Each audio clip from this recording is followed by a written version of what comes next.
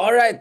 Good morning, good evening, good afternoon, depending on what time zone you're joining us. Ito na guys, yung paborito ng Tres Marias at isa sa mga vloggers at isa sa mga vlogs na dapat may better claim to fame na meron tayong potential senatoriable among us. Kasama po natin ngayon, Secretary Ayun, Ronald Llamas. Ano ba? Senator Alden, Ronald. ano na, lahat na, nandiyan na. At of course, kasama din natin, extraordinaire Gilas Pilipinas Vlogger of the Year. Ang kasama natin, si Attorney Mark Gamboa. Salamat, Senador at Attorney. Thank you for joining us.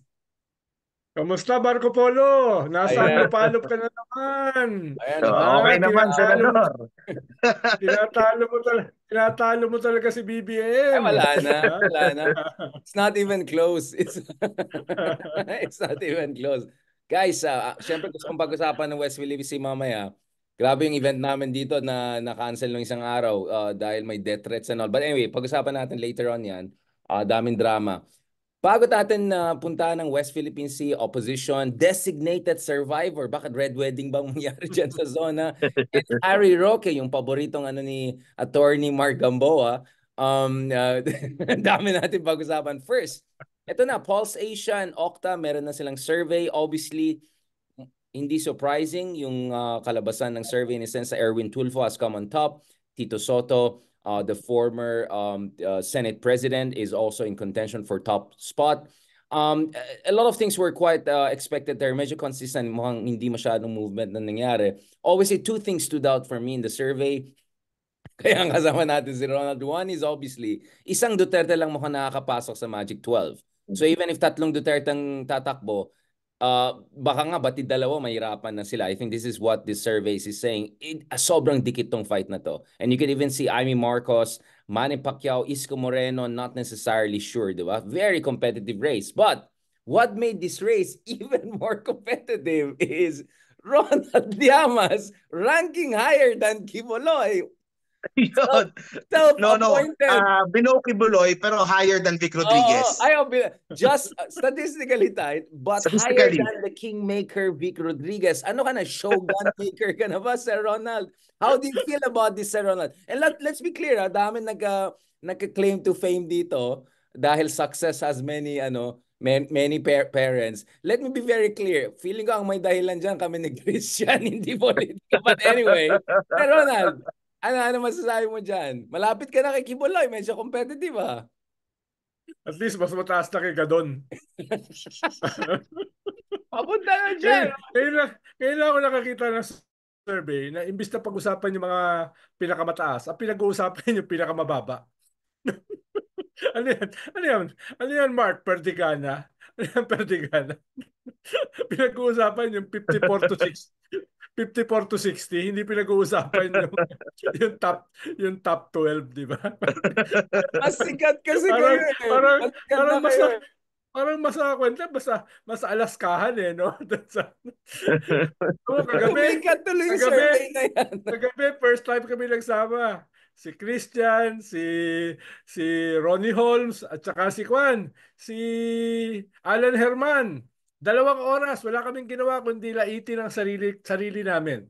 No? Dahil dyan sa 0.6 na yan. Magbubuo daw sila ng 0.6% movement. Wait lang. No? Wait Magbubuo daw lang. sila. Tapos 6%. kanina may mga obispo at saka pare nag-text sa akin. Kasama si Archbishop Sok Villegas. Sasama daw sila doon sa 0.6 movement. Ay, kasama tayo doon. Papagawa ako ng t-shirt. Sagot ko na yung t-shirt. parang, parang, parang lahat natutuwa na ando ka sa bottom 60. Wait lang, Ronald. Ba't di sinama si Chel Jokno? Andun ka wala si Chel, di ba? Parang nawala si Chel doon. Nakalimutan daw, sabi ni Ronnie. Alam mo, Nakalimutan. dapat sinabi ni Ronnie, ang may kasalanan kayo nung nilagay ko yun, sobrang gulo na yung survey, nakalimutan nila si Chel. Kayo ang Tanong ko nagpagulo lang, eh. paano nakasama yung pangalan ni Sir Ronald doon? Baka naman may plano talaga. Tinatanong ko nga kay Ronnie, Tanong na natin ni Richard. Sino ba yung ugok na nagpasok ng pangalan ko dyan at nagbayad? Sabi ko ayaw naman niya sabihin. Confidential daw. Para si Tiboloy nagbayad para Confidential daw. Bala ko pa naman, malaman kung sino. Wala naman akong gagawin masama. Wala naman akong gagawin masama. doon sa tao na yon. Tinatanong ko lang kung sino. Ayaw naman sabihin ni Tokayo. No, doon sa, Lang. Di ba may margin of error pa yan Sa, ng 3 to o nga, 5%? kaya, Kung kaya wag niyo negative mali, ka, negative kaya wag niyo maliitin. Wag niyo maliitin. Baka hindi 0.6% dahil baka margin of 6%. error. O Baka baka 6%. 3%. Baka O baka 3%. 6%. 5 Oo. plus Oo 0.6, nga eh. almost Baka 6%. Baka ang susunod, 3% and 0.7, Oo. 0.8 na yan. Oo, Oo, dahil pwede ka rin negative. Sir si Ronald, pwede ka Panelo, rin 2.5 negative. eh. Pwede rin negative. Mas maraming galit sa'yo kaysa Oo. gusto mo moto Pero sa... pero ang sabi naman ni Christian, at least mas mataas ako kay Speaker Martin Romualdez. Dahil Ay, 0.5 siya eh. oh wow. 0.1. 0.5. Wow. 0.1 ka sa kanya. Wala ka pang bigas na pinapamigay niyan. Grabe. Wala pa, Sir no? Ronald, O, ah. sagot ko na bigas Saka mo na ipapamigay, Sir Ronald, Senator. O, mahanap ko lang si Kibuloy. Yung reward, ihahati ko sa kampanya mo. saka si spokesperson Barry Gutierrez, 0.9. So Ay, sabi ko, 0.9. may hahabulin ko laban, may siya. laban. 0.3% ang laman niya sa akin. So, Kaya kagabi, puro tawa na Meron kami bang ng tawa. parang sang area ka nakakuha, Visayas, may ganun bang breakdown yon pag yung mga nandun sa may bayad bottom, yata yan. May bayad na yan. Oh, may bayad na yun. basta tinanong ko kay Ronnie Holmes, ano bang estimate yung 0.6? Sabi niya, mga kanyan, mga 600,000 people. Ay, So sabi ko, Hmm. aba, pwede. pwede na pala akong magtayo ng sekta o kulto. Oh, hindi, pwede ka. 600,000 yung miyembro, no? Juice Si paying. Tuloy, almost tied kayo. So, pwede. Juice paying. Tapos may choir ako sa likod. Meron akong chorus. Diba? O, kaya naman pala. Dapat hindi pala political party ang tinayo ko. Dapat pala Oo. kulto. I mean, Ha? dependent sa Tax-free pa. priorities mo sa buhay. Oh. Tax-free pa. Oo nga, Tax-free tax. pa, di Pero ba? pwede ka rin mag-party list, Ronald. Madaling Ha? mag-congressman ka na kagad Ayun, yan. isa rin proposal yon, mag-party list dahil may 600,000 Oh, votes. Ronald Llamas party list, something like that. Or I don't know, like Richard Alden's party list or something like that. Ay, Ibang yung mga klase, kalokohan. Ronald. Pati naman kayo, sumasakay sa kalokohan na yan. Sir Ronald, Ay, kami na nga sasagot ng ano eh. Ano ba sasagutin natin, Richard, sa kampanya? Ha? Sagot honestly, Ronald, ano bang threshold na kailangan para tumakbo ka talaga? Kasi yung advice mo, di ba, kailangan natin ng disruptors. Pasok ka, doon ka sa debate, bababuhin mo yung mga ibang candidate. Hindi, ang magiging role ko, hindi disruptor. Magiging role ko, tiga-tira dun sa mga nasa last four.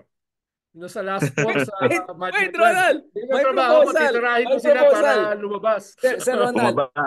Mark, Oh. makinig ka. May proposal dito live. Anong maging pangalan ng party list mo? Letter A, AK-47 party list. Letter A, AK-47. Salamat, boss. Magandang suggestion yan. Nag-propose nga, one apple. Oh, one apple. Yeah. Oh, Ano, yeah. para sa listahan, number 1 ka. One apple. No? At konektado sa Edo Manzanas. Mansanas party list. Ang dami mga agricultural eh. Mansanas, like Tignan mo yung news sa politiko. Tignan mo yung news. Oh, yung nga sinend ko kay Richard eh. Oh, tignan mo yung Ito, kalokohan. claim nila, sila yung nagpasikat sa'yo. Tignan mo yung kalokohan ng mga yan. Kine-claim nila silang nagpasikat sa'yo, nag-credit grabs. Credit grab. Protect me from my enemies. Ano ba yan? Protect me from my friends. I can protect myself from my enemies. Diba? Puro mga kaibigan ko yung mga ugok na yan, no? Ingat sila sa'yo. Yun lang masasabi ko, Sir Ronald. No? But Sir Ronald, diba? Disruptors talaga. This is the era of disruptors. So, you never know, diba? Baka naman. Okay, sabi ko nga kagabi, Big R. Halimbawa, si Luke Espiritu, yung mga kasama niya sa slate niya for the Senate, ang mga nakuhang boto, 300,000, 200,000, 100,000. Siya ang nakuha niya 3 million. Because of just one disruptive event.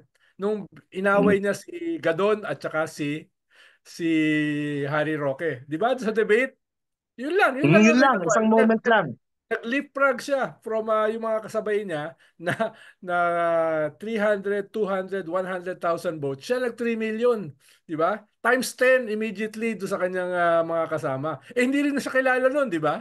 Nakilala siya because of That was the that. moment eh. So, yun yung sinasabi ng disruptor. Pero sabi ni Ronnie Holmes, yun na yung maximum. hindi na May ceiling yung pampagalitan. May ikaw, Mark, di ba? 1 second lang, sandali lang, medyo mag-Europe lang tayo para feeling social. Mark, you were saying na may YouTuber naging member of European Parliament ngayon. Yes, naging member si of Parliament. Sa Cyprus. It started out as a parang joke eh. Tapos sineryoso niya 6 months. Pero he used the power of social media. Lahat ng mga talks niya nila live stream, tapos kinakat, nilalagay sa TikTok. Tapos nung 3 weeks before the elections, doon siya lumabas sa mga surveys. May 5% na siya. Inatake na siya ng mga kalaban. Ronald, yun na yung threshold mo. Ayun. Tapos sumipa na siya. 3% Nung natapos yung election, he was number 1. At ngayon, nandun siya ngayon sa European Parliament, nag-tweet, nag-TikTok doon, nag-ano doon. So merong kumbaga panahon na for disruptors at mga right na ganun eh. Magpatay na lang tayo ng party list natin. Tatlo na tayo nominees. Pwede. Small time party list. Small time party list. Wag mo small time, Senator Ronald, yung party list. Alam mo naman ngayon.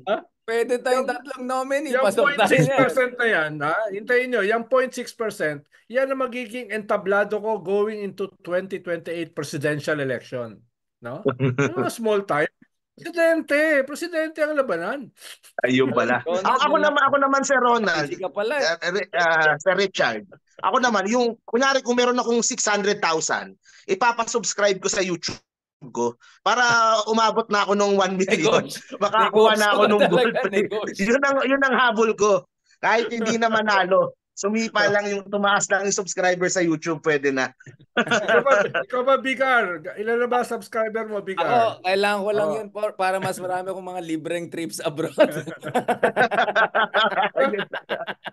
Mukhang hindi mo kailangan ng subscriber para sa mga libre mong trips abroad eh. Pang-sponsor lang sana if ever. Kaya hinahanap ka doon sa ADR kahapon eh. Hinahanap ka wala. sa ADR conference eh. Yung anniversary ng UNCLOS eh. Kamusta wala yung ka eh. Wala ka eh. Masaya. Ang daming mga, as you know, mga ambassadors. No? Nakita ko yung lineup. Tapos andun si Anyo. Seryosong-seryoso. In-interview siya ng mga media. Parang nag-mini press con siya. Paglabas niya, nakita niya ako, bigla nagbago yung itsura. Hindi na seryoso, tawa na ng tawa. Pinapanood daw niya. No, lahat ng ating guesting, no? Tapos tawa siya ng tawa, nag-enjoy daw siya. Aminin mo, Ronald, sa akin ka nagsimula, naging nakakatawa lalo. Hindi naman si National Security Council, tawa lang ng tawa, nagbago yung itsura niya.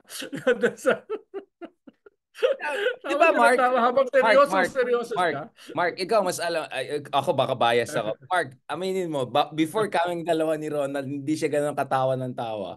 Sa akin talagang pambas yun eh.